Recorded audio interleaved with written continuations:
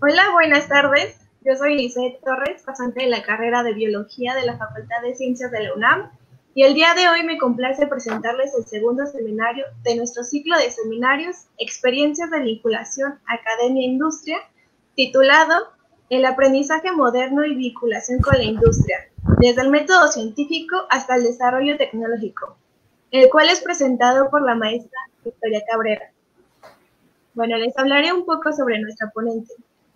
La maestra Victoria Cabrera es ingeniera bioquímica y tiene una maestría en Ciencias en Biotecnología. Actualmente es profesora de tiempo completo del área de Innovación y Desarrollo Tecnológico de la Ingeniería Mecánica, del Tecnológico Nacional de México, Campus Guasave. Está enamorada de la ingeniería mecánica. Actualmente, sus proyectos están relacionados con las energías alternativas, donde está trabajando entre las dos áreas, biotecnología y mecánica, y proyectos de desarrollo industrial. Su principal labor como docente es promover la participación de los alumnos en actividades de innovación y desarrollo tecnológico, vinculadas con el sector agroindustrial de la región. Además de sus clases y su trabajo de investigación, es representante institucional ante la PRODEC del Tecnológico, en la que se encarga de gestionar convocatorias de dicho sistema para los compañeros docentes. Fuera de su labor académica, es Community Manager de las redes sociales de Ingeniería Mecánica y miembro del equipo editorial de la revista Educación 24, enfocada a la divulgación de actividades relacionadas con la pedagogía y la educación en general. Maestra, en nombre de la sección estudiantil de divulgación de inmunología, le damos la bienvenida. Muchas gracias. Hola a todos. Bueno, pues agradezco la presentación y agradezco la invitación. Les comentaba a las chicas organizadoras que este tipo de eventos pues está fantástico y sobre todo que sean los mismos alumnos y egresados que lo estén organizando, así que permítanme felicitarlos por la iniciativa, ¿no? Porque eso es algo realmente que necesitamos fomentar y algo que nos falta como nación. Entonces, sí, ya tengo carta libre, pues para empezar. Claro que sí. Muchas gracias. Bueno, pues mucho gusto a todos. La charla va a estar dirigida particularmente a abordar generalidades de lo que hemos visto en nuestras clases como alumnos de licenciatura y como alumnos de posgrado. Y también a ver técnicas o metodologías que podemos llevar adelante a la industria. Por eso es que va desde el método científico hasta el desarrollo tecnológico. ¿De acuerdo?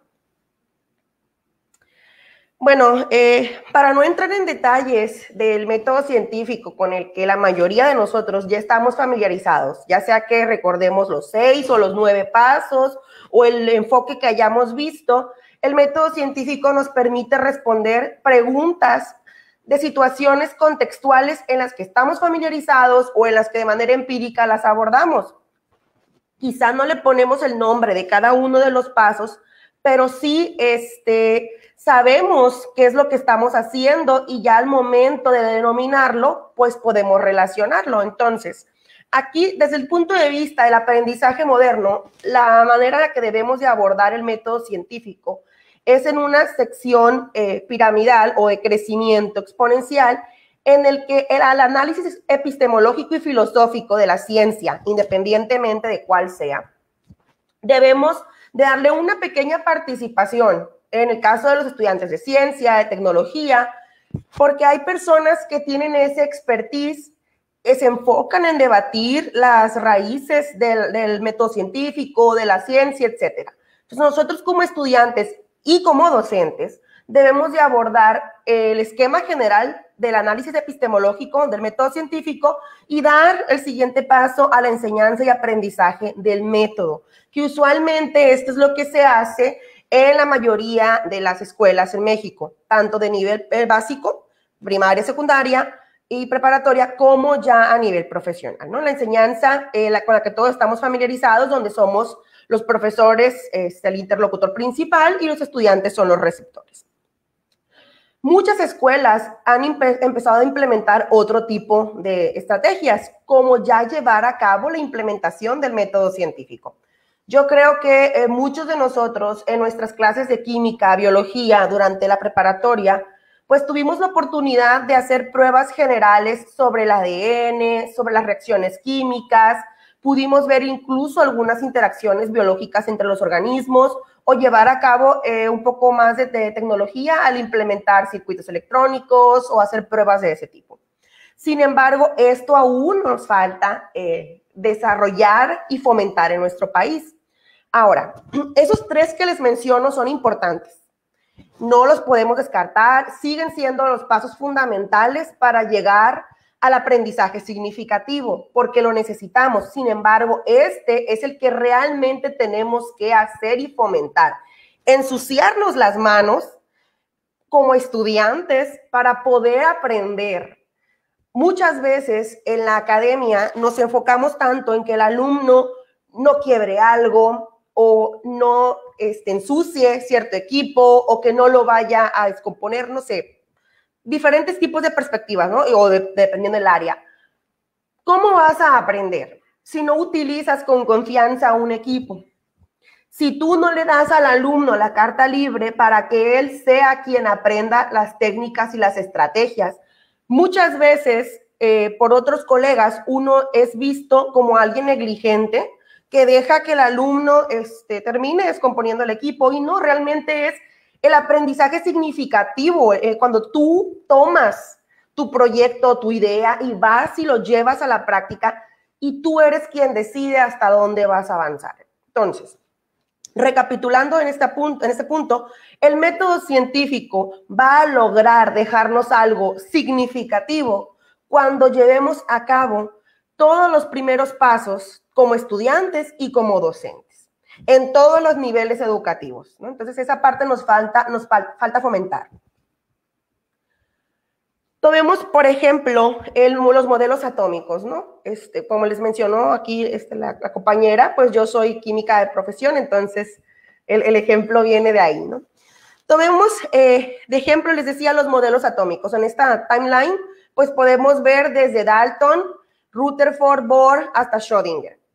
Y podemos ver los diferentes modelos atómicos que se han ido presentando a lo largo del tiempo conforme hemos ido descubriendo nuevas cosas para finalizar en el modelo de la nube electrónica propuesto de Schrödinger, ¿no? Que en realidad es trabajo de Schrödinger y otros colaboradores. El punto de esto es que la mayoría de nuestros libros de texto sigue apareciendo el átomo que está en el medio, el de Rutherford, o si acaso el de Bohr, o una combinación de los dos, ¿no? El del medio y el penúltimo. Y no vamos más allá, ya sea que el docente no le diga al alumno que ese esquema que está viendo es nada más un dibujito o una manera para darte una idea didáctica de cómo está estructurado el átomo, y no llegamos más allá. Entonces, la mayoría de nuestros estudiantes, y voy a hablar aquí ya como maestra de química a nivel universitario, la mayoría de los estudiantes me llegan con la idea de que el átomo es algo permanente, tangible y que tiene definidos los orbitales, ¿no? Como si fueran hilitos o como si fueran, no sé, líneas que el electrón va a seguir. Al momento de explicarles ya con el modelo de Bohr, el salto cuántico, etcétera, pues se les complica un poco más. Ya cuando terminamos viendo la cuestión de la nube electrónica, a pesar de que es más sencilla el dibujo o la interpretación general, la interpretación atómica ya es complicada. Y esto es algo que debieron haber visto en pruebas generales cuando empezaron a aprender sobre ciencia. ¿Qué tiene de relevante para la charla lo del átomo? Esta concepción que tenemos de la partícula fundamental para fines prácticos en ingeniería, por ejemplo, o en ciencia, dependiendo del área, nos limita la percepción que tenemos de las leyes de la termodinámica, de las leyes de los gases ideales, de la organización interna de los materiales, y eso limita nuestra creatividad, limita hasta dónde podemos llegar con las ideas que tenemos.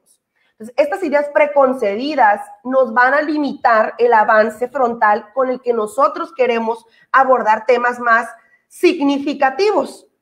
Por ejemplo, en lugar de ir de lleno a la composición de los materiales o de los diferentes tipos de materiales, uno tiene que explicar la composición general del átomo, cuando se supone que esto es algo a lo que ya nos hemos enfrentado. Entonces, La interacción directa o la enseñanza del método científico realmente tiene que ir a la par de un trabajo coordinado entre el docente y los alumnos para poder realmente convertirlo en algo significativo. Y es aquí donde entra el aprendizaje moderno o el aprendizaje del siglo XXI, que se define de manera muy general con 4C, ¿no? Las 4C vienen del inglés, ¿no? Creativity, Critical Thinking, Communication y Collaboration. Yo creo que la mayoría de nosotros estamos familiarizados con estos conceptos, los hemos visto, los hemos aplicado de una u otra manera en conjunto, pero hasta hace unos años, unos 10, 15 años, en la academia era muy bien visto que tu crecimiento o tu desarrollo como científico fuera piramidal.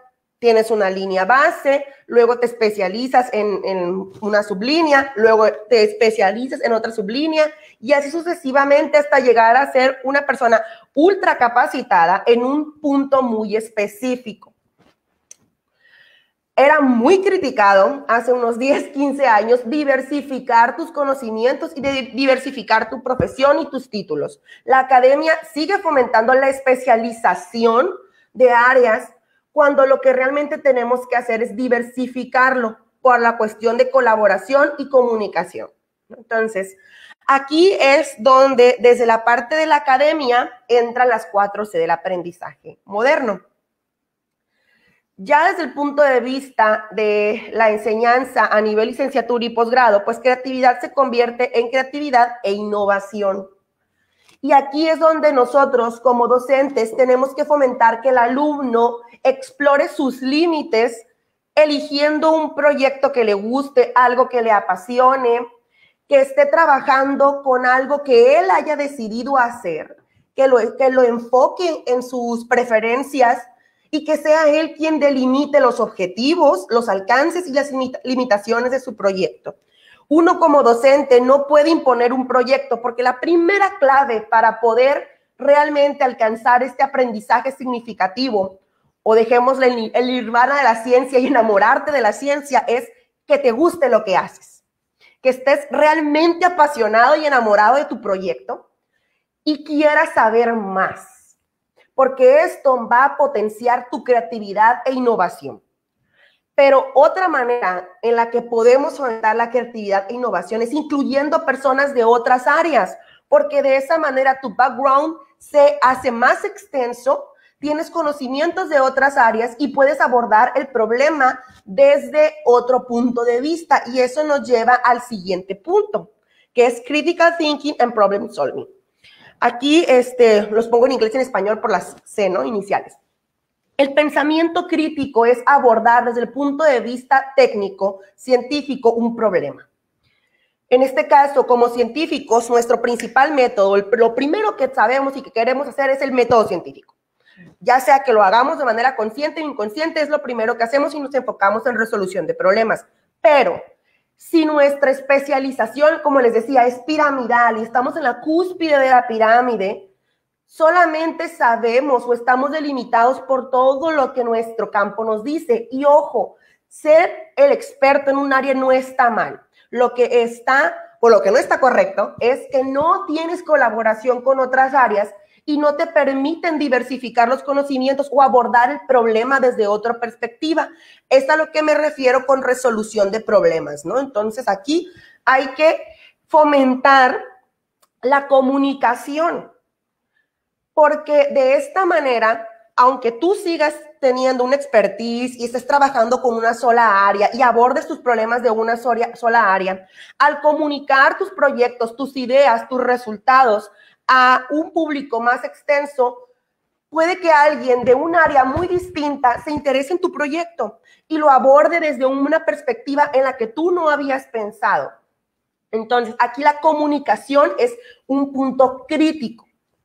Las dos primeras partes son cuestiones internas, ¿no? Y si ya lo manejamos como un FODA, pues lo vamos a ver desde el cuadrante interno. Pero la comunicación y la colaboración ya entran en la parte externa y tú tienes que fomentar que tu trabajo llegue a la mayor cantidad de personas. En la academia, lo primero que hacemos o hacia donde nos enfocamos es que la comunicación va por papers, porque hemos enfocado en que sea una producción de ese tipo, que estemos produciendo, y si no nos logramos el SNI o no nos logramos el siguiente nivel de la plataforma que querramos, ¿no? Pero la comunicación aquí no se refiere nada más a la gente especializada, que también tiene esa estructura piramidal, sino al público en general, a gente de otra área que te permita diversificar el conocimiento. Entonces, comunicación la tenemos que aprender como estudiantes, y uno como docente la tiene que fomentar para que el alumno sepa transmitir sus conocimientos desde la manera escrita hasta la cuestión oral. Y no estoy hablando de que sean expertos redactores o expertos oradores. Estos ya son dependiendo de nuestros talentos y capacidades. Me refiero a que aprendamos a comunicar de manera efectiva lo que estamos haciendo. Pueden hacer un proyecto maravilloso y muy brillante y que resuelva realmente una necesidad, pero si tú no lo comunicas de manera eficiente o no lo comunicas de manera general y abierto, la gente no va a saber que está ese desarrollo tecnológico y la gente no se va a acercar a la academia o a la persona que lo esté realizando para resolver la mayor cantidad posible de problemas. Entonces, comunicación es importante. Y les decía al inicio de la charla a las chicas que pues me encanta este tipo de eventos que están haciendo, porque lo que están haciendo es socializando el conocimiento.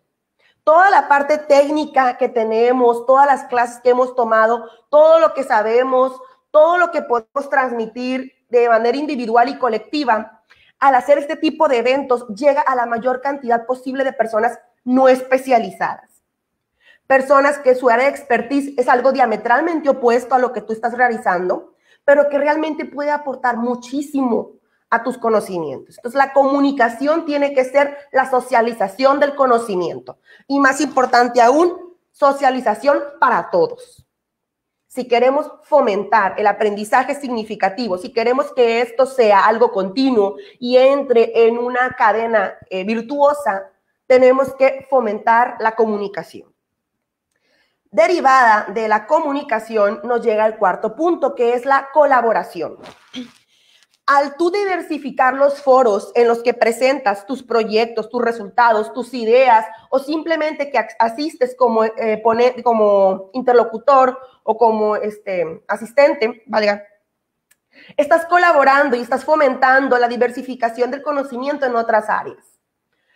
Conocer con personas que pueden ser tus potenciales colaboradores de un área en la que tú pensabas que no tenías participación o en la que no cabías, es algo tan gratificante que te permite entender que el conocimiento sí se está diversificando, que sí es la manera correcta en la que tenemos que abordar la solución de problemas. Entonces, la colaboración viene desde la comunicación de nuestros conocimientos. Lo poco o mucho que sepamos, tenemos que comunicarlo y fomentar la colaboración.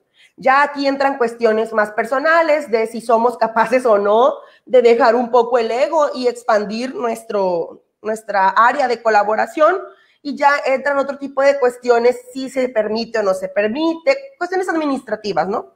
Pero desde el punto de vista social, sí se puede hacer. Y esto se logra, por ejemplo, con el proyecto que traen ustedes para socializar la ciencia, con el ciclo de seminarios, con su página de Facebook, con la distribución de la información. Todas estas páginas de Facebook que han surgido para divulgar ciencia y tecnología y romper mitos han sido maravillosas porque permiten llevar el conocimiento y colaborar con otras personas. La formación de colectivos, por ejemplo, esta invitación surgió a raíz de un colectivo que es Científicas Mexicanas, y a partir de ahí, áreas muy distintas o que tú pensarías que esa persona no tiene idea de lo que tú puedas estar haciendo o que no tiene interés, surgen colaboraciones fantásticas. Y créanme que de manera personal yo ya tengo 3 colaboraciones que han surgido de este colectivo donde socializamos nuestros conocimientos. Nos permite colaborar con personas que de otra manera la limitación que la academia nos da no nos permitiría. Ahora bien, ¿cómo desarrollamos el aprendizaje significativo o cómo implementamos las 4C en la academia, además del método científico? Una técnica muy sencilla, pero bastante distribuida y efectiva es el aprendizaje basado en proyectos o ABP, que en su manera más sencilla es el diseño, creación y muestra de un proyecto. El alumno decide qué proyecto va a hacer y esto lo podemos implementar desde el nivel básico, y estoy hablando desde kinder y primaria, con proyectos sencillitos, en el que el alumno, o en este caso el docente sí guiaría que el proyecto haga el alumno, diseña su proyecto. No es importante que le demos al alumno la libertad de equivocarse. Obtener resultados negativos no está mal, sigue siendo resultado. Tenemos que quitarle ese estigma a los resultados. Los resultados son resultados. Positivos, negativos, es irrelevante. Los negativos nos van a decir cómo no hacer las cosas. Nos permiten darnos cuenta que eso no funciona por X o por Y. Claro, tenemos que ser muy críticos al analizar por qué no nos dio el resultado, ¿no? Pero eso nos permite volver a diseñar nuestro experimento, volver a diseñar nuestro sistema o nuestra máquina o la idea. Nos permite rediseñar el proyecto. Y al estar haciendo esta dinámica, pues aprendemos más. Aprendo nuevas técnicas, busco más información, leo, me obligo a salir de mi zona de confort y busco más información. La parte de creación es cuando yo ya me ensucio las manos, ya sea que lleve hasta el punto final mi proyecto y lo haga, o bien que haga pruebas digitales o virtuales in sílice y yo diga, sí funciona, por lo menos en la computadora y en las simulaciones sí funcionó. Ahora vamos a manufacturarlo. Ya aquí nos encontramos a veces con otro tipo de problemáticas, que es la cuestión de financiamiento, y al final vamos a abordar la cuestión de la empresa y la industria, ¿no? Del tercer punto del aprendizaje basado en proyectos es la muestra. Es la parte de comunicación y colaboración del aprendizaje de las 4C. La muestra es cuando yo les pongo a mis compañeros o a gente en general, público en general, mis resultados. Tanto positivos o negativos, si funcionó o no funcionó, si me gusta o no me gusta, yo expongo mis resultados de mi proyecto. Quizá presento mis resultados negativos o presento los resultados hasta donde me quedé y ya no pude avanzar porque las limitaciones tecnológicas o de conocimiento yo ya no puedo abordar de otro lado, pero en esa parte de comunicación, cuando socializo mi conocimiento, alguien puede ver y detectar el problema que yo no había sido capaz de resolver por mi área de expertise o por el background que tenga, ¿no? Entonces, esta es la manera más sencilla de abordarlo y les decía, esto lo podemos hacer en las áreas básicas como el kinder o la primaria. ¿Cómo lo puedo abordar en estas dos áreas? No sé si recuerden que en la primaria nos tocaba germinar un frijolito. Bueno, esa es una manera maravillosa de fomentar la ciencia en los niños. Explicarles cómo diseñar un experimento para que el frijolito crezca y le puedes poner más agua, menos agua, tierra, sin tierra. Y ya tú haces tu diseño experimental, creas tu sistema cerrado o abierto, como lo quieras manejar para que el niño aprenda sobre la germinación y al final que muestre sus resultados. Claro, dependiendo del nivel, ¿no? Pero es una muy buena idea para poder empezar a trabajar el pensamiento crítico y la resolución de problemas. Ya en niveles más avanzados, el aprendizaje basado en proyectos se extiende y ya podemos tener diferentes pasos, ¿no? Partimos desde el planteamiento del problema, que la mayoría de nosotros estamos familiarizados como uno de los primeros puntos en el método científico, y de ahí vamos continuando con los diferentes puntos, independientemente de si son exactamente en este mismo orden o si los cambió, dependiendo de la metodología, dependiendo el libro, dependiendo el docente, estos puntos van a estar en diferente orden, ¿no? Y de hecho hay una metodología que cambia todos estos puntos y les ha funcionado. Entonces el planteamiento del problema es lo primero. Tengo que plantear la situación, la problemática o el área de oportunidad a la que yo quiero atacar. Y con base en el problema, hacer la formación de equipos de trabajo. Y ojo, aquí es importante la socialización del conocimiento. Tengo que comunicarlo de manera efectiva y fomentar la parte de colaboración con personas de otra área de expertise. Con base en esto y en este grupo de trabajo, yo defino objetivos. defino mis alcances, mis limitaciones, hasta dónde puedo llegar, hasta dónde me va a dejar avanzar mis recursos financieros, técnicos y humanos. Y de esa manera organizo y planifico mis actividades, que pueden ser diferentes métodos, ¿no? El más común y con el que todos estamos familiarizados es el método de Gantt, que nos permite poner un cronograma de actividades, ¿no? Y ya incluir ahí una matriz de asignación de responsabilidades, donde cada quien tenemos una función específica y abordamos el tema desde nuestro bastión. Y desde ese bastión cada quien recopila información. Para poderla socializar, tienes que hacer un análisis y síntesis de esa información y comunicarla a las personas de otras áreas para que aborden el problema desde sus trincheras. Ya una vez que el problema ha sido abordado de todos los puntos posibles, comenzamos a la producción. Y por producción me refiero a cualquier nivel de la etapa de prototipado, desde la parte del diseño que va solamente en bosquejos, al desarrollo de la idea, simulaciones virtuales, hasta la manufactura de los prototipos, ¿no?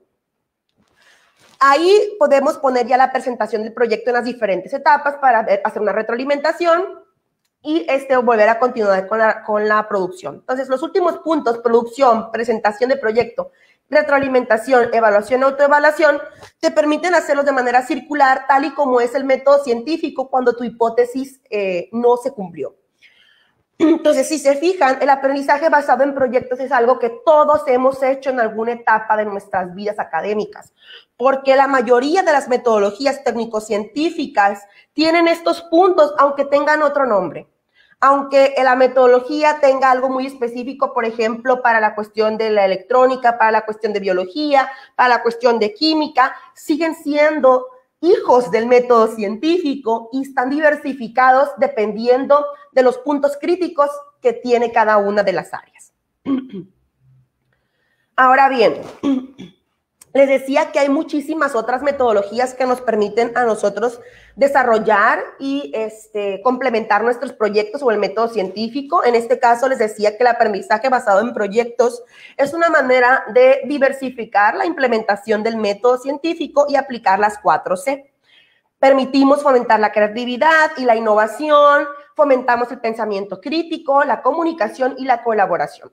Pero ya cuando llegamos a niveles más avanzados, cuando ya estamos preparando a nuestros alumnos en nivel licenciatura o posgrado para encontrar un nicho, ya sea en la misma academia o en la industria, tenemos que incluir otras metodologías. Y aquí es donde entran, por ejemplo, la TRL o IRL de la NASA, que implementa la misma NASA, perdón, que es Technology Readiness Level, nivel de la tecnología o el de innovación, el que nos permite comparar ya la implementación de un producto.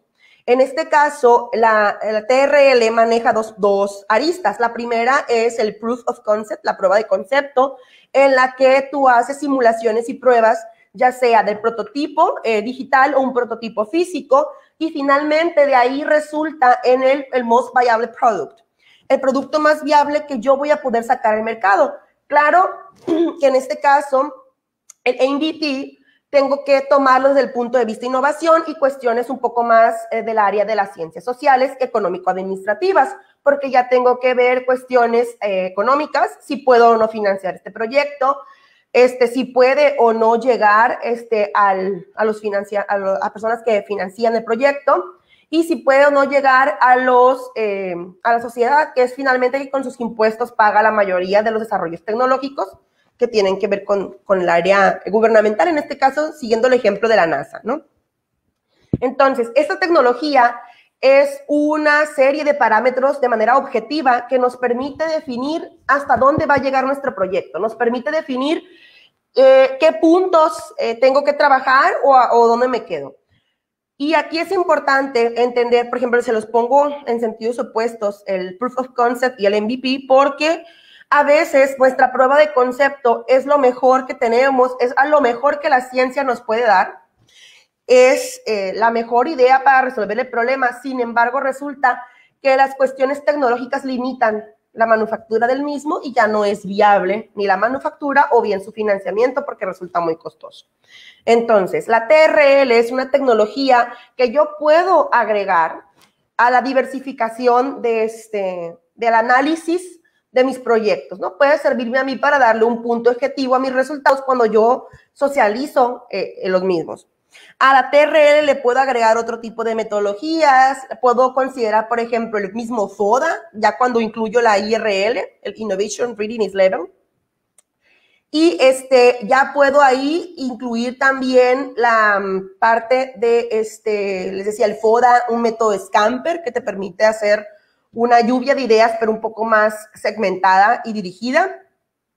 Y también puedo incluir el método Canva u otras tecnologías que ya están desde el área económico-administrativo, ¿no? Les decía también que el modelo al principio el método científico está segmentado en puntos muy particulares, ¿no? Y hay que seguir cada uno de ellos hasta que llegamos a donde está el loop y tenemos que regresar a verificar la hipótesis o a rediseñar nuestra idea, ¿no? Pero hay modelos, por ejemplo, el método o modelo AF, en el que ya no es tanto un seguimiento técnico, científico, sino más bien la socialización del conocimiento. Y este es un método que se implementa en la industria de la manufactura porque te permite socializar la idea, la solución del problema y abordarla desde diferentes puntos de vista. En este caso son 6, porque son 6 las funciones que define el método, donde cada uno de estos puntos tiene su función específica. Los activadores son las personas que encontraron el problema, que buscan o el área de oportunidad y te plantean qué es lo que se tiene que hacer o te plantean qué hay que mejorar. El buscador se dedica a buscar los puntos críticos que hay que cambiar, que hay que cuidar o los que hay que dejar porque son inamovibles si no se afecta de manera exponencial el proyecto. Los creadores son las personas que reciben esta información y comienzan a presentar propuestas. Comienzan con la parte del prototipado. El desarrollador es quien ya lo lleva a la práctica, va y lo pone en el sistema, va, lo deja, trata de que todas las variables estén lo mayor posible controladas y el ejecutor es la persona que va y realiza la acción de implementar la idea. El ejecutor es quien le dice al desarrollador si funciona o no funciona y hasta dónde pueden llegar, mientras que el facilitador es aquel que recopila toda la información del éxito o el fracaso de la implementación de esa nueva idea y la socializa con el activador. Entonces, esta es una especie de círculo virtuoso. Sin embargo, la esencia del método es que hay una comunicación activa entre todos los puntos, ¿no? Yo aquí les puse, por eso no tiene flechitas, porque en realidad es una comunicación tipo de mesa redonda donde todos tienen la oportunidad de plantear sus ideas y propuestas y no hay una cadena de mando, no hay una cadena de pasos, ni tampoco hay una asignación de responsabilidades donde tú no puedas abordar el método desde otro punto de vista. Aunque tengas una función definida, por ejemplo, que es ese activador, si durante la socialización del resultado te diste cuenta que hay una oportunidad de mejora, pues puedes hablar de manera directa con el desarrollador y ya esta persona puede abordar la problemática desde otro punto de vista. Desde el punto de vista de la innovación, el modelo AF funciona al momento de trabajar con grupos de trabajo pequeños en los que tú no quieres poner una jerarquía, porque esa es una limitante muy importante, ¿no? Entonces, realmente funciona cuando trabajas con un grupo de alumnos y no quieres que ninguno tenga el grado de líder del proyecto o que haya un problema porque yo no soy el responsable, yo no soy el líder, no sé. Ese tipo de actividades te permite solventarlas y realmente fomentar la comunicación. Ahora bien, algo muy importante que me he dado cuenta a lo largo de mi experiencia docente es que no les digas a los alumnos que estás implementando el método con ellos. Y si me escuchan, jóvenes, olviden esto, no estoy aplicando ningún método con ustedes. No, ya es muy importante que no les digas que vas a implementar en el aula tal modelo, porque automáticamente se van a negar a realizar la actividad o a adoptarle el rol o función que les corresponde. Entonces, por ejemplo, el modelo AF funciona perfecto en las aulas de ingeniería, donde tú como docente, de una manera u otra, le das a cada uno de los alumnos un rol o le das la opción de que ellos adopten el rol y conforme va avanzando el desarrollo del proyecto o el semestre, pues ellos realmente se ponen en su papel y funcionan como cada uno de estos puntos. Claro que al momento de hacer la retroalimentación grupal, a alguien que tenía la función de buscador en su equipo, pues resulta que al final es un facilitador, un activador, o el que era desarrollador de un equipo, pues detecta áreas de oportunidad al otro y funciona como activador. Entonces, es un modelo que nos permite llevarlo al aula y eventualmente lo sacamos a la industria, nos va a permitir hacer un equipo de trabajo multidisciplinario que te permita diversificar los conocimientos, ¿no? Y eso nos lleva al siguiente punto. Aquí yo quisiera tomar esta frase de Arturo Rosenbluth, que vi en un edificio de Cinvestav Zacatenco hace bastantes años, en un verano científico, y realmente me impactó. Podemos y debemos hacer un buen trabajo. Hay que hacer las cosas con fe. Estamos compitiendo con Newton y con Galileo. Si no tenemos los aparatos adecuados, los inventaremos. Y vaya que Rosenbluth lo hizo, o por lo menos sentó el precedente de muchas instituciones en México que se dedicaron al desarrollo de ciencia y tecnología. Pero no nada más a la parte técnica de tener a científicos en un área, sino a socializarla. Cinvestav o el IPN finalmente diversificó sus centros de trabajo y tenemos como resultado los CIDIR, que son los centros interdisciplinarios regionales, que se dedican a resolver problemáticas específicas.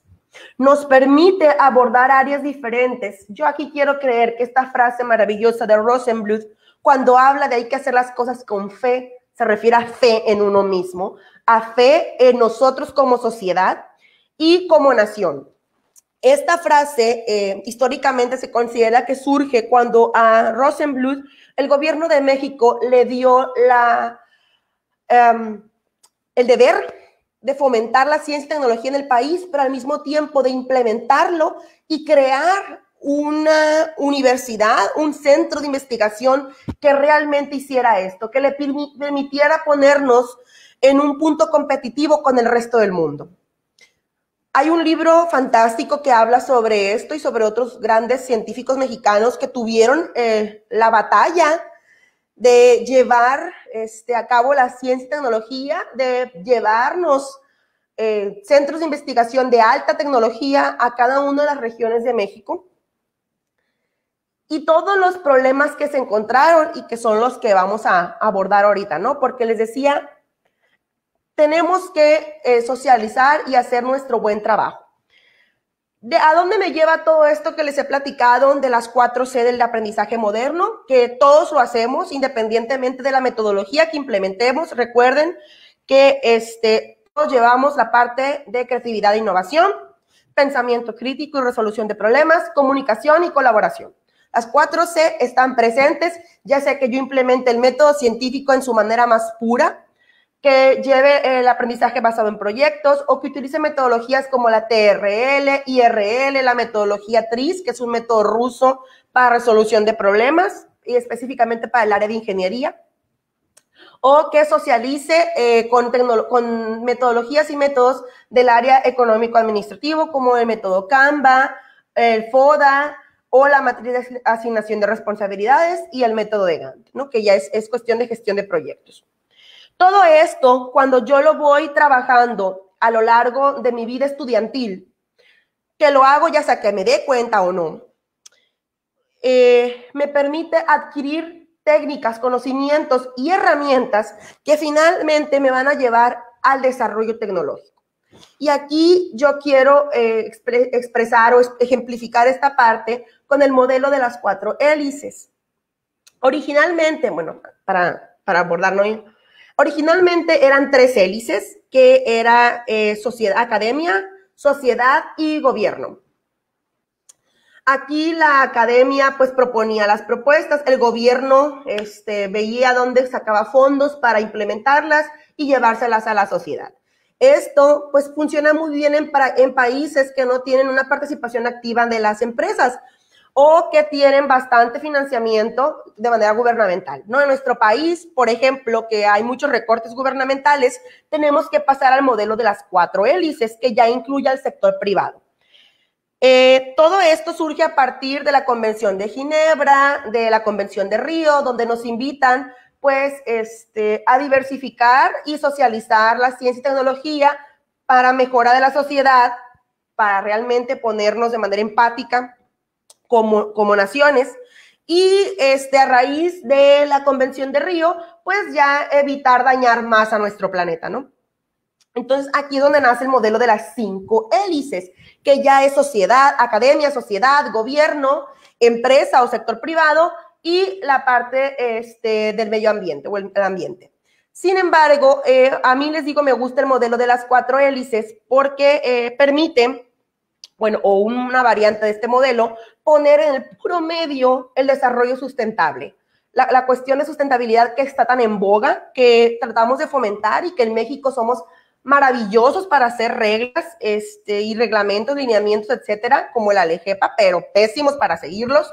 Entonces, aquí poner en el medio el desarrollo sustentable nos permite enfocarnos en que todo lo que hagamos desde nuestro bastión nos permita contribuir a la mejora del ambiente o a evitar un daño exponencial. Las funciones que tenemos, por ejemplo, en la academia es la investigación e innovación, el desarrollo de capital humano, preparar personas que resuelvan problemas, que lo aborden. Y aquí es donde yo les decía que es importante que entendamos que realmente sí hemos aplicado el método científico a lo largo de nuestra vida académica, que sí lo conocemos de manera inconsciente, lo hemos llevado a cabo muchas veces, retomar sus conceptos básicos, aprender otras técnicas como las que les mencioné o bien diversificarnos desde nuestra área de expertise, porque eso nos permite abordar la problemática. En México, la academia tiene que enfocarse en investigación e innovación. Claro está que no todos tenemos espíritu de investigador, no todos vamos a ser la persona que resuelva la problemática XY. Necesita haber ejecutores. Pero la formación del capital humano tiene que abordar todas las aristas, tiene que darnos todas las herramientas y que cada quien, con base en sus capacidades, elija qué área va a abarcar. Entonces, una vez que tú, como academia, desde tu formación inicial hasta el posgrado, capacitas a tu personal, no nada más a tus alumnos, a tus futuros egresados, no los capacitas, no nada más como personas que abarcan las primeras 2C, que es creatividad e innovación, pensamiento crítico y resolución de problemas, porque tenemos muchos genios que se quedan en esas 2 áreas, que no comunican y no colaboran. Entonces, como academia tenemos que fomentar las otras 2C, comunicación y colaboración, porque van a ser fundamentales para cuando estas personas vayan a la industria, lleven sus ideas a la industria o que el mismo sector privado vaya a la academia y te diga, tengo este problema. Entonces, ya la industria te permite ya abarcar la parte de planeación estratégica, la gestión de proyectos, que es lo que les decía, donde incluimos ya metodologías como la TRL, la metodología TRIS o el método Kanban, el FODA, que es la gestión de proyectos en sí, ¿no? Y ya cuando estás en la industria, cuando lo estás implementando, por el mismo carácter de esta, que tiene que incrementar su eficacia y eficiencia, pues hay mejores prácticas, ¿no? Entra en mejora continua y siempre estás detectando nuevas áreas de oportunidad. Y hay una retroalimentación con la academia y le dices, ¿sabes qué? Esto no me está funcionando. Ya en la industria, ya pasamos a la parte del gobierno y la industria le va a dar al gobierno lo más eficiente o la parte que optimice más la gestión del proyecto y optimización de recursos de todo tipo. Y el gobierno tiene que generar políticas públicas que fomenten el desarrollo tecnológico, la creación de innovación y que fomenten la ciencia y tecnología desde etapas tempranas. El gobierno tiene que hacer la gestión y financiamiento de programas con la academia por eso están diametralmente, ¿no?, opuestos en este caso, porque es una comunicación directa con la academia, donde tiene que hacer la gestión, ya sea con la industria o con la sociedad, jalando la parte de los impuestos. Finalmente, la sociedad es quien socializa la innovación, quien comunica, y aquí me refiero no nada más a la parte civil, sino a la sociedad, que incluye a los miembros de la academia, como ustedes, que están socializando sus conocimientos, que nos permiten a los demás comunicarnos, darnos la oportunidad de estar en áreas en las que no trabajamos actualmente, y también nos permite hacer un análisis del usuario. El usuario final es quien va a decidir si funciona o no funciona la metodología o la técnica, quien te va a decir, está genial, está fantástico, pero está muy complicado de utilizar. Simplifícalo. O, ay, quiero que tenga más funciones. O esto no me sirve, ¿no? Por ejemplo, la mayoría de los teléfonos celulares traen muchísimas herramientas y las limitamos, ¿no? Entonces está como este meme que nos dice que una computadora con muchísima menos capacidad llevó al hombre al espacio, y nosotros que tenemos un teléfono celular inteligente con más capacidad en cuestión de velocidad y de memoria, pero que también nos da muchísimas herramientas y le alcanza una comunicación inmediata con toda la educación y conocimiento del mundo, no lo utilizamos más que para tomar fotos, hacer memes y utilizar filtros, ¿no? Entonces, realmente la sociedad es quien lleva un análisis crítico, aunque no lo haga siguiendo pasos, pero hace un análisis crítico de esto funciona, esto no funciona, esto me gusta o esto no me gusta. Y aunque esto último sea desde el punto de vista subjetivo, sirve para que la academia enfoque sus esfuerzos en algo que realmente la sociedad vaya a aceptar y vaya a implementar. Aquí en el modelo de las 4 hélices, les digo, hay muchísimas políticas públicas para el desarrollo social que lo incluyen, que ya sea que lo pongan como las 5 hélices o que lo dejen como las 4, sin incluir la parte del desarrollo sustentable. A mí me gusta este esquema porque sigue dejándonos la cuestión que la mayoría de la visión y misión de los programas educativos a lo largo del país tienen, que es la sustentabilidad. A los biólogos no me dejarán mentir. Mi hermana es bióloga, así que estoy familiarizada con ese meme o con ese chiste que hacemos de México es un país megadiverso. Y está súper bien que lo digan y que lo sigamos diciendo. Somos un país megadiverso. ¿Por qué no dejar en el medio de todo nuestro desarrollo tecnológico la sustentabilidad? Ahorita tenemos toda esta cuestión del Tren Maya, del aeropuerto. Les digo, somos buenísimos como mexicanos para hacer leyes, pero no para implementarlas. Entonces, en esta parte, todo lo que les decía al principio, las metodologías tiene que ir enfocado en la cuestión de sustentabilidad y una comunicación estrecha entre cada una de las áreas. Tenemos que aprender a comunicarnos de manera efectiva, no nada más con nuestra misma personal en la academia, sino comunicarnos de manera efectiva con la industria, con la sociedad, con el gobierno. Usualmente un científico, pues la academia no estás especializado o no familiarizado con la gestión administrativa. Y cuando te toca hacerlo por primera vez, pues un golpe de realidad porque no sabes muchos conceptos o no sabes muchas actividades. A mí en lo personal, la primera vez que me tocó hacer algo de contabilidad fue algo terrible, porque yo no estaba familiarizada con la parte contable, no era un área que me gustara, no era un área en la que yo me enfoqué. Y sin embargo, ya como miembro de la academia que gestiona proyectos, tengo que aprender la parte contable. Entonces, aquí es donde les digo la importancia de los equipos multidisciplinarios, donde yo no soy experto en un área, no me gusta, no la domino, no la conozco, o me va a quitar tiempo valioso en aprenderla, que pueda realmente hacer alguien que sabe. Entonces, tengo que socializar mi proyecto. Entonces, al final, todo lo que yo les dije de la implementación del método científico y sus diferentes variantes, como el aprendizaje basado en proyectos, nos lleva a la cuestión de desarrollo tecnológico, ya sea que implementemos la TRL o la metodología TRIZ, que solamente se las mencioné, y que lleve a la parte de la aplicación en industria con diferentes modelos como las, ya sea que sea impuesto por las normas ISO, por la política interna de la empresa, o si yo quiero utilizar un modelo libre como el modelo AF, todo al final me va a llevar con un modelo similar a de las 4 hélices. Es imposible que ahorita, con toda la comunicación, la globalización, la tecnificación de nosotros como sociedad, no tengamos una comunicación con el otro punto o la otra hélice.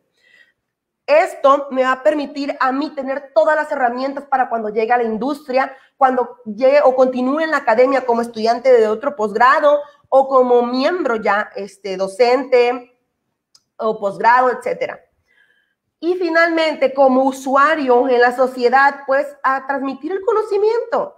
Ahorita yo creo que la mayoría de las personas que tenemos conocimientos del área científica básica, y voy a hablar por mí, de esta cuestión del virus y de todo lo que se puede o no se puede hacer para detenerlo, pues es frustrante ver cómo la mayoría de las personas te dicen y te recomiendan medicamentos que no funcionan, o que son para otra cosa y que te dicen que sí funciona. Ver a médicos recetando el dióxido de cloro, por ejemplo, o ver personas que lo defienden su uso, pues es bastante frustrante, pero también es producto de nuestra inacción como miembros activos de la sociedad en la que no comunicábamos nuestros conocimientos, en donde nos ponemos en un pedestal y no queremos socializarnos.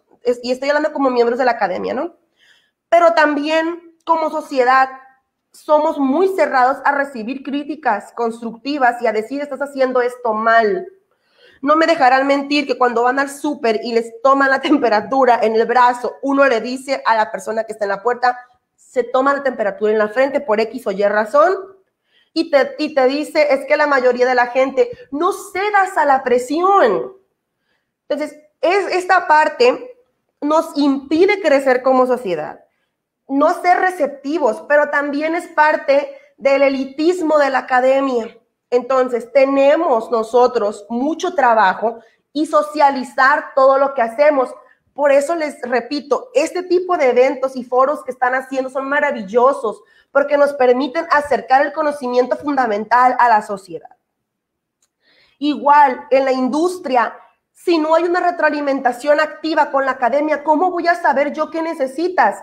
Por ejemplo, hace 6 años en ingeniería mecánica, el software que más se utilizaba para enseñarles a los alumnos a hacer diseño y simulaciones mecánicas era el Software Inventor. Hasta que en una encuesta con nuestros egresados, y surgió porque los mismos egresados comunicándose con nosotros como docentes, era maestra, ¿sabe qué? Aquí en la empresa me piden que utilice más SolidWorks o que utilice, bueno, sí, Solid, ¿no? Y me piden que haga los diseños en esto, que haga ese tipo de cosas. Ya a raíz de ahí se les pregunta a los egresados y esta retroalimentación permitió bajarlo a la academia y decir, ¿sabes qué? La industria no me pide Inventor, me pide SolidWorks. Entonces, pues el docente que da esa asignatura o esas áreas se tienen que capacitar en este software porque es lo que demanda la industria. Es una parte de la retroalimentación activa que tiene que haber, ¿no? Entonces, todo esto tiene que estar en constante vinculación.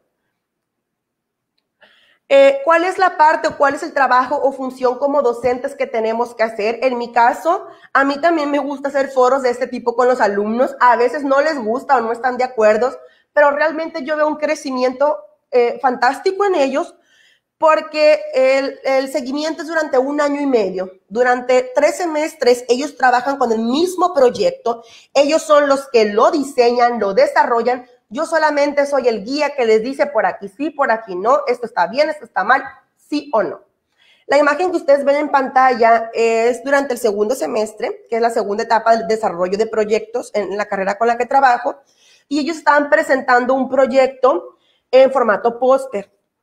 Estos proyectos en su segunda etapa luego permiten hacer una base para presentarlo en otro tipo de eventos, presentarlo en otro foro.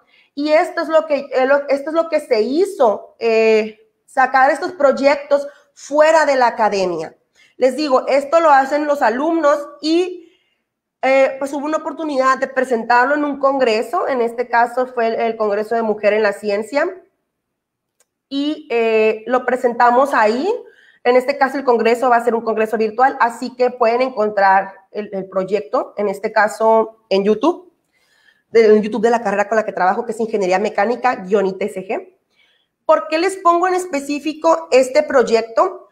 Porque, y les digo, está el video, porque este surgió de una interacción directa con la industria y la academia. Los alumnos, les digo, yo como docente en el semestre 1 les digo, ¿saben qué? Tienen que hacer un proyecto que cumpla con esas características. Tienen que resolver un problema. Y aquí tenemos que abordar otra situación.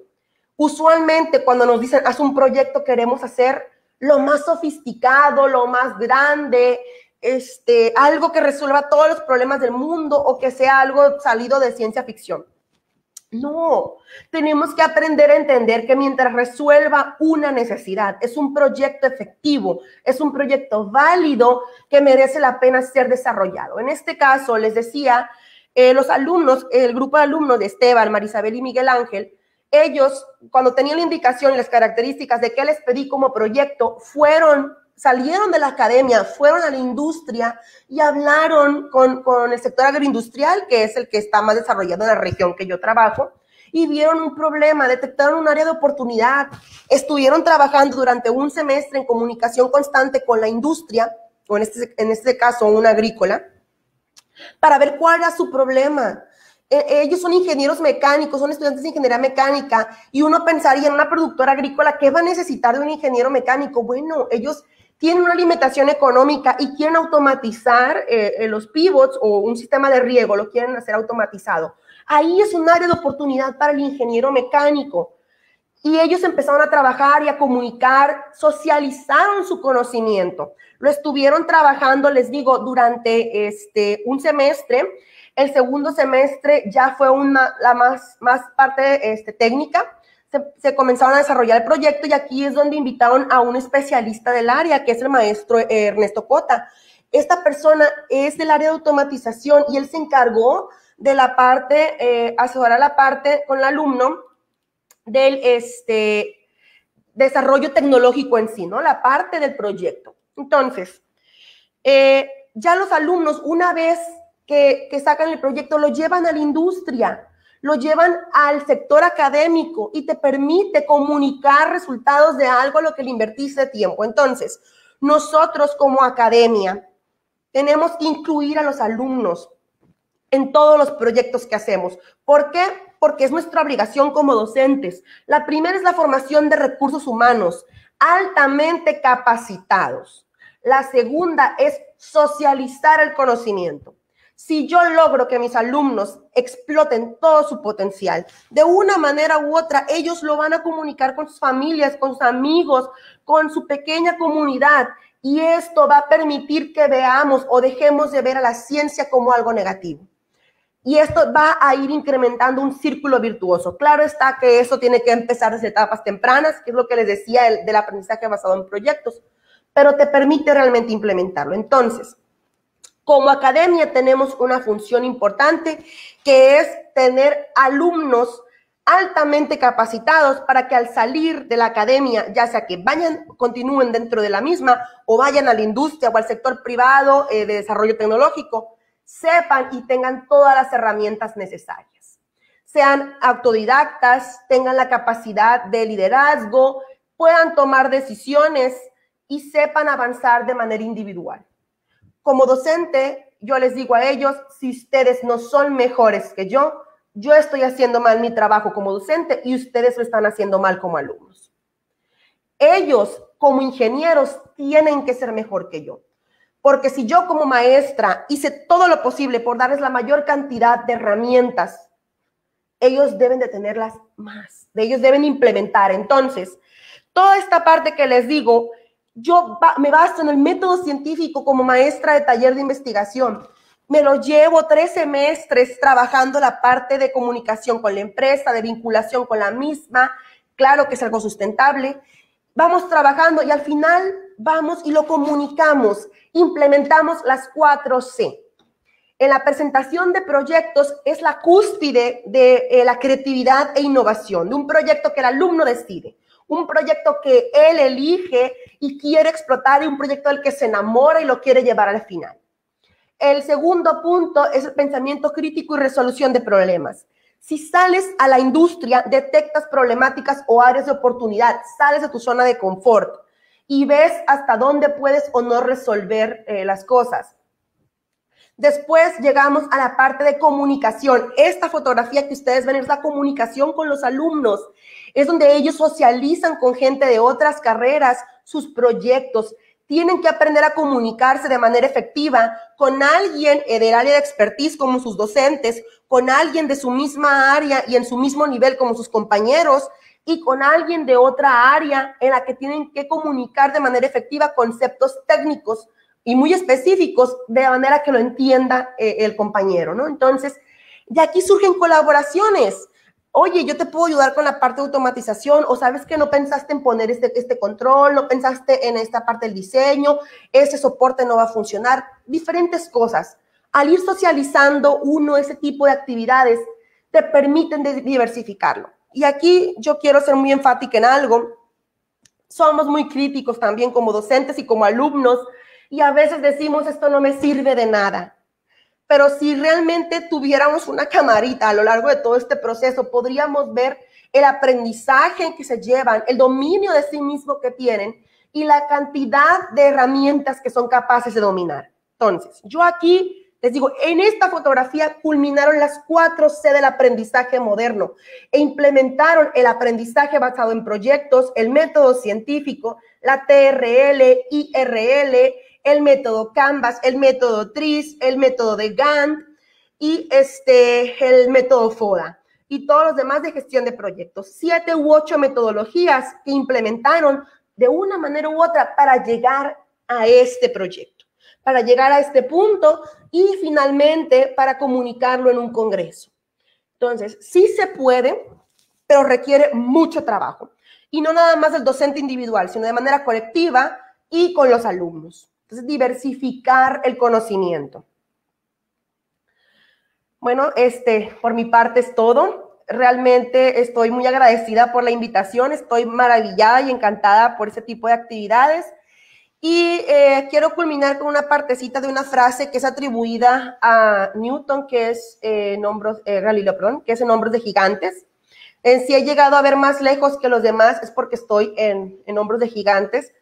No estamos solos, no estamos aislados y llegó el momento de diversificar nuestro conocimiento. La especialización ya no es la única opción. Tenemos que diversificarnos, comunicarnos y aprender a llevar nuestro conocimiento más allá del aula, más allá del colega, más allá del artículo científico. Felicidades, jóvenes, por este tipo de actividades. Pues yo estoy encantada de seguir colaborando. Si a alguien le gustaría contactarme, les dejo mi correo institucional del Tecnológico de Guasave y mi sitio web. Muchísimas gracias por la invitación. Espero no haberlos aburrido y que les haya servido de algo esta parte de la socialización de la ciencia en la academia y la industria.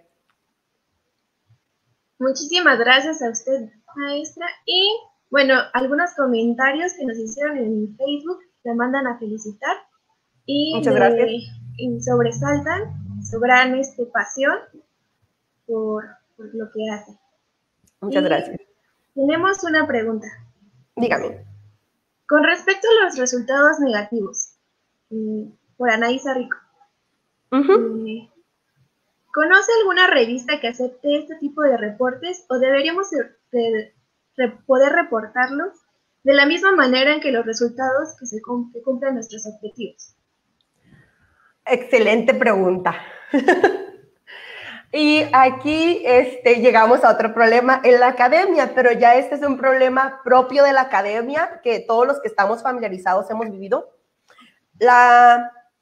Lo imperativo que es para el científico publicar y publicar resultados bonitos, publicados que muchas veces no van a leer porque quedan sepultados entre otros resultados porque no los socializamos. Debería haber un espacio en el que pudiéramos publicar los resultados negativos.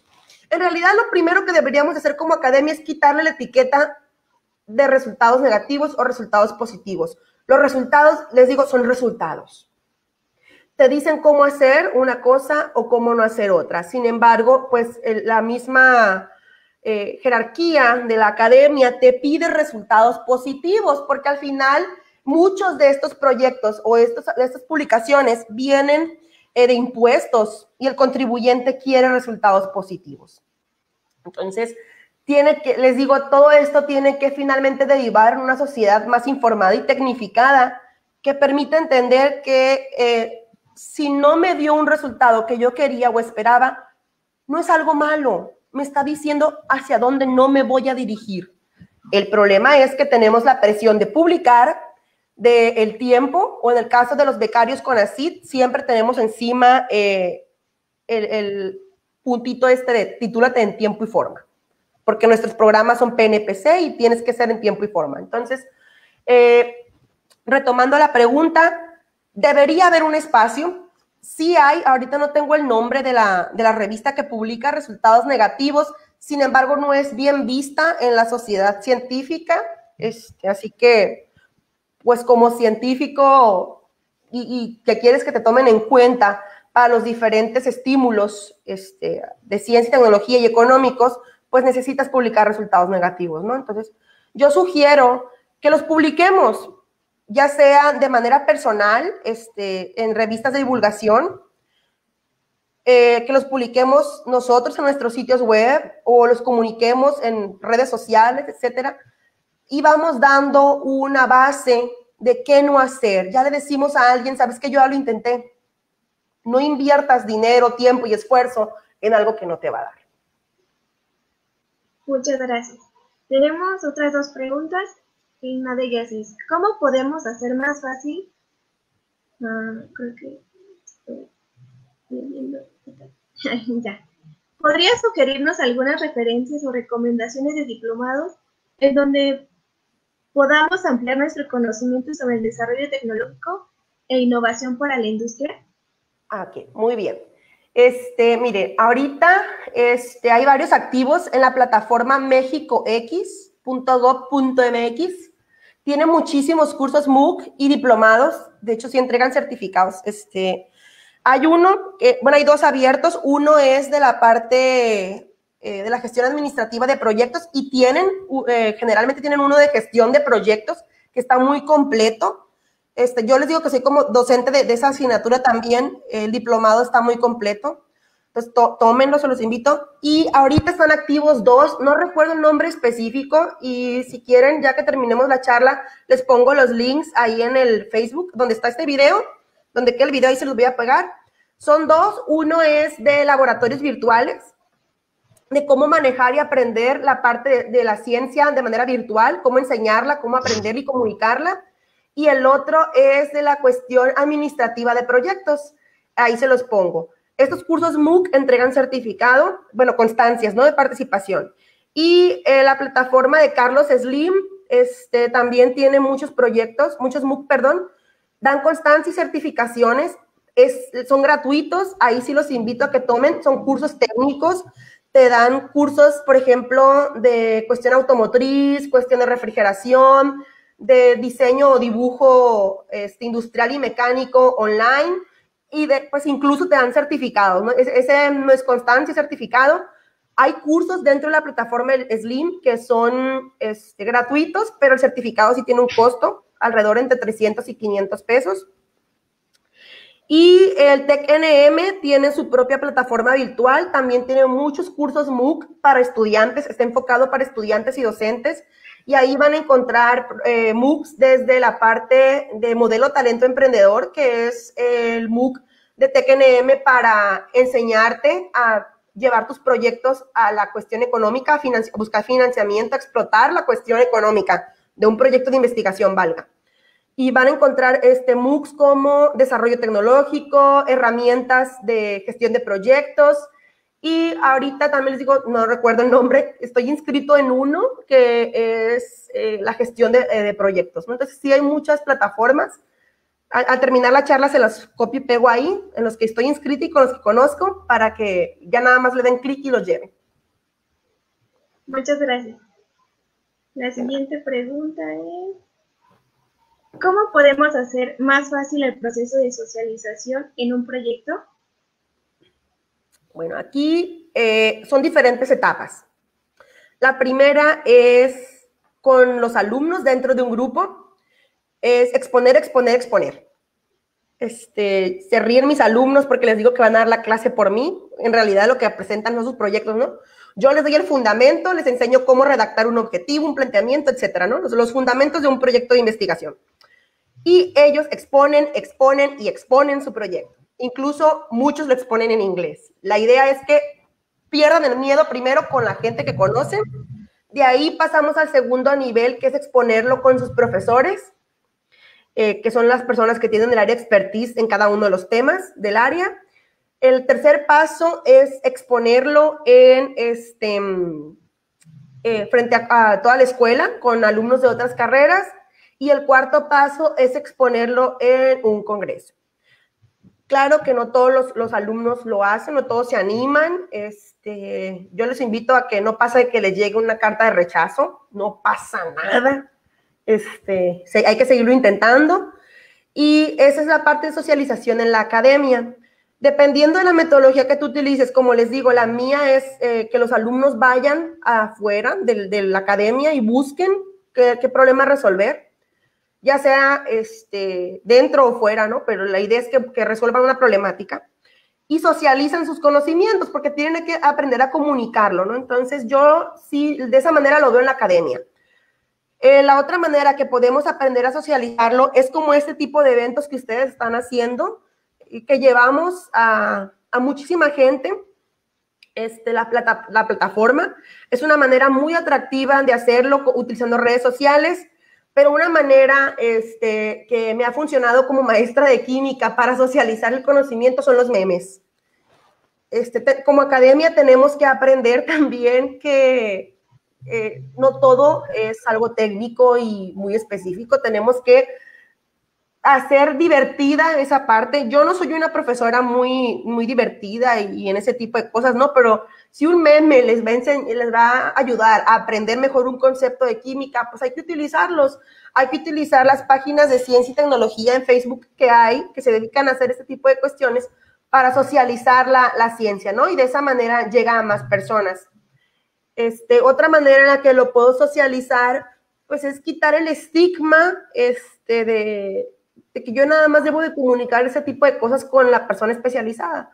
Fomentar foros, en el cafecito con los amigos, hablar de ese tipo de temas. Y de manera particular, pues yo me encargo de la parte de gestión de cuerpos académicos en el instituto, que es la socialización de maestros multidisciplinarios que trabajan por un bien común. Pues buscar comunicar estos resultados con otros cuerpos académicos, vincularme, invitarlos con mis alumnos e interactuar de manera multidisciplinaria. De esa manera yo puedo socializarlos. Son muchas aristas que yo puedo abarcar. Claro que eso depende de mis limitaciones, depende de mis conocimientos, depende de hasta dónde yo quiero llegar, ¿no? Muchas gracias. Y tenemos una última pregunta. Dígame. ¿Puede darnos algunos ejemplos de los proyectos que resultan ser más atractivos o qué habilidades son más valoradas en la industria? Ok, bueno, aquí está complicada la pregunta porque voy a hablar desde el punto de vista de ingeniería mecánica, ¿no? Por lo que yo he comunicado con mis egresados, lo que está muy valorado en la industria ahorita es que seas una persona autodidacta, que tengas más que conocimiento, que sepas ABC de lo que estás haciendo, es que seas capaz de reconocer que no sabes, pero decir, ok, eso no me lo sé, pero sí sé esto, y lo voy a aprender. Y que seas capaz de tener el valor de entrar a áreas que no son tus áreas de confort. Por ejemplo, tengo varios alumnos que me han dicho, maestras, que a mí no me gusta la parte contable, pero me pidieron que hiciera administración del proyecto y tengo que buscar financiamiento y tengo que buscar cotizaciones. Y esa es un área muy valorada en la industria para el ingeniero mecánico. en ese caso, ¿no? En la cuestión de ingeniería en general, algo que es muy valorado es que el alumno sea capaz de autogestionar su conocimiento y sobre todo que sean capaces de dirigir su formación dentro de la industria. Porque muchas veces lo que hacen es, apréndete este manual, apréndete esta información y pues nos da miedo, pensamos que realmente no estamos aprendiendo nada o nos frustramos, ¿no? Entonces, es un área de oportunidad que tenemos que trabajar. En el caso de ya cuestión social, algo que he aprendido por mis alumnos en la cuestión de gestión de proyectos es enseñarles a calcular impuestos o por lo menos a familiarizarse con los trámites burocráticos del SAT y del IMSS cuando te das de alta como patrón y cuando te das de alta como empleado. Lo básico de si eres persona física o persona moral, eso es muy demandado en cuestión individual por los alumnos, ¿no? Eso me lo han dicho los egresados. Profe, enséñeles a esto, enséñeles a cómo darse de alta en el SAT o cómo hacer este trámite. Y en cuestiones de industria, de otras áreas que yo pues lo he socializado con mis amigos, como les decía, soy ingeniera bioquímica, así que muchos de mis amigos están en el área, en esa área. Algo que es muy requerido en la parte de las ciencias biológicas es el inglés. Si vas a trabajar en industria, te piden el inglés como fundamental porque te tienes que comunicar con los inversores, que principalmente son extranjeros. Entonces, sí, ahí sí, varios de mis amigos pues fueron escalando puestos de uno u otro lugar porque eran capaces de comunicar de manera efectiva en 2 idiomas lo que estaban haciendo. Otros amigos que trabajan en industria alimentaria y en la industria biomédica, una de las cosas que más les valoran es que tengan la disposición de autogestionar su conocimiento. Entonces, son de las más valoradas en la industria. En resumidas cuentas, lo primero es que seas capaz de autogestionar tus conocimientos. 2, que seas capaz de reconocer tus limitaciones, pero que tengas la iniciativa de continuar aprendiendo. Y 3, que seas capaz de comunicarte de manera efectiva. No voy a decir que en otro idioma, porque muchas veces tiene que ser en español, o sea, no importa que no sea en inglés, ¿no? Pero que te comuniques de manera efectiva y aquí entra ya sea que te comuniques en otro idioma o bien que seas capaz de decirle a tu jefe inmediato, no estoy de acuerdo con eso, no me gusta, no sé hacerlo, pero puedo hacer esto, esto y esto otro, ¿no? Entonces, que tengas iniciativa y dotes de liderazgo. Esas son de las cosas que yo he visto que son más valoradas en cuestión no académica. Pues muchas gracias, le agradecemos bastante la muy buena ponencia y pues muchas gracias. Quedamos abiertos por si gusta colaborar más adelante con nosotros. Y bueno, agradecemos a todos los que nos vieron en esta charla y los invitamos a quedarse, ya que continuamos con otro seminario. Y pues también los invitamos a consultar nuestro calendario previo de este ciclo de seminarios. Muchas gracias. Muchas gracias.